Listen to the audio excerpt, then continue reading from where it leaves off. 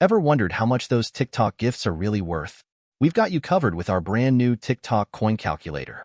In just a few steps, you'll know exactly what your gifts cost and what you can expect to earn as a creator.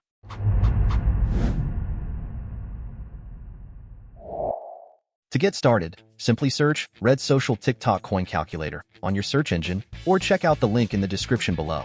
This will take you straight to the tool. Once you've got the page open, it's super easy to use. All you need to do is enter the number of TikTok coins in the box provided.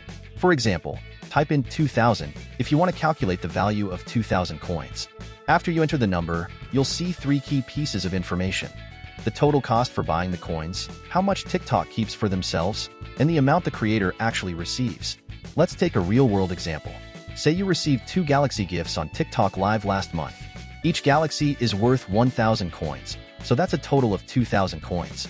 For a user, buying those 2,000 coins would cost $25.40. But if you're a creator, here's what happens next. TikTok keeps $15.40 of that amount, and you'll receive $10. It's that simple. If you found this video helpful, don't forget to hit that like button, subscribe to our channel for more TikTok tips, and check out the tool for yourself. The link's in the description. Thanks for watching.